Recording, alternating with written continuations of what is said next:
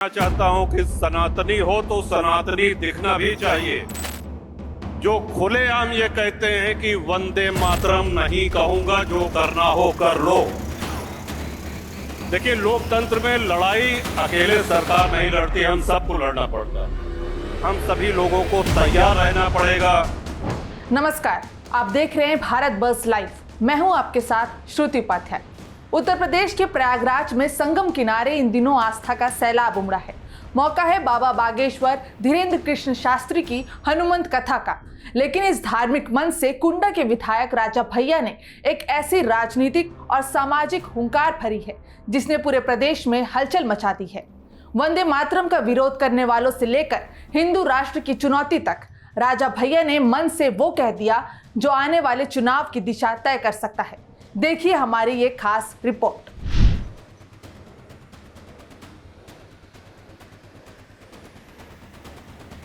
प्रयागराज के अरेल में यमुना का तट और बाबा बागेश्वर का दरबार, माहौल पूरी तरह भक्तिमय था। लेकिन जैसे ही कुंडा के बाहुबली विधायक रघुराज प्रताप सिंह उर्फ राजा भैया ने माइक थामा, पूरा पंडाल नारों से गूंज उठा। राजा भैया ने सीधे शब्दों में कह दिया कि आज के दौर में अगर आप सनातनी हैं तो सनातनी दिखना भी जरूरी है।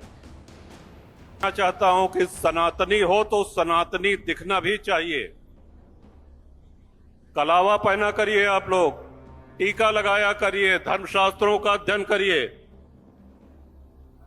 हिंदुत्व के पक्ष में, सनातन के पक्ष में, राष्ट्र के पक्ष में बोलने को, लड़ने को, भिड़ने को, मुखर होने को सदैव तत्पर रहिए।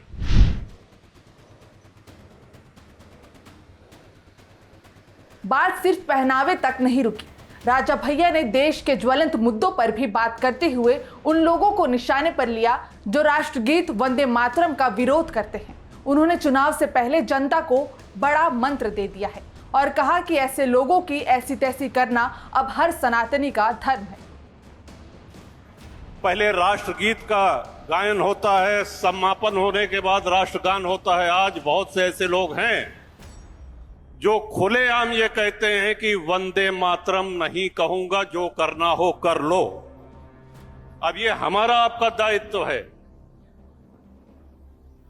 चुनाव होने वाले हैं, आप भी दिमाग में ध्यान में रखिएगा। किसी भी दल का प्रत्याशी अगर ये कहे कि मैं वंदे मातरम नहीं गाऊंगा तो उस प्रत्याशी की ऐसी तैसी करने में कोई कोर कसर मत छोड़िएगा। ये भी ध्यान दीजिएगा कि किस राजनीतिक दल ने ऐसे राष्ट्र विरोधी लोगों को टिकट दिया है।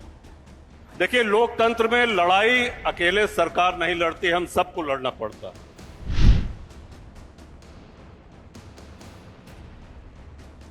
राजा भैया ने आतंकवाद और जातिवाद को जोड़ते हुए एक बड़ी लकीर खींच दी। उन्होंने पहलगाम हमले का जिक्र करते हुए जनता को याद दिलाया कि जब दुश्मन गोली मारता है तो वो आपकी जाति नहीं, सिर्फ आपका धर्म देखता है। उन्होंने साफ कहा कि अब जातियों में बंटने का वक्त नहीं है, बल्कि एकजुट होकर हिंदू राष्ट्र के कठिन मार्ग पर चलने का वक्त है। आपको याद होगा कि पुलवामा में आतंकियों ने पर्यटकों के साथ कि कलमा पढ़ करके सुनाओ। जब कलमा नहीं पढ़ पाए तो उन्होंने कहा कि अच्छा, काफिर हो, हिंदू हो, यहां तक कि पुरुषों के वस्त्र उतार कर देखे और उनको गोली मार दी गई। वहां जातिवाद के नाम पे कोई डिस्काउंट नहीं। इस बात का बहुत ध्यान रखिएगा। आपको कोई एक नहीं देखना चाहता है, आपको कोई संगठित नहीं देखना चाहता है, आपको कोई मजबूत नहीं देखना चाहता है। हिंदू राष्ट्र बनाने का लक्ष्य बहुत कठिन है। ये बलिदान मांगता है। उस बलिदान को देने के लिए, उस संघर्ष को करने के लिए हम सभी लोगों को तैयार रहना पड़ेगा। इस कार्यक्रम में सिर्फ राजा भैया ही नहीं बल्कि डिप्टी सीएम केशव प्रसाद मौर्य और भोजपुरी स्टार निरहुआ जैसे बड़े चेहरे भी मौजूद थे। हालांकि इस दौरान राजा भैया के समर्थकों और पुलिस के बीच धक्का मुक्की भी हुई, लेकिन राजा भैया के कड़े तेवरों ने सबका ध्यान अपनी ओर खींच लिया। तो साफ है कि राजा भैया ने भक्ति के मंच से शक्ति का संदेश दे दिया है। उन्होंने ये साफ कर दिया है कि आने वाले चुनाव में राष्ट्रवाद और सनातन का मुद्दा सबसे ऊपर रहने वाला है।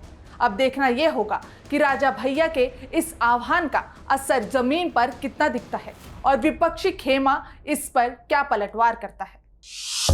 भारत बस लाइव, हर खबर में भारत।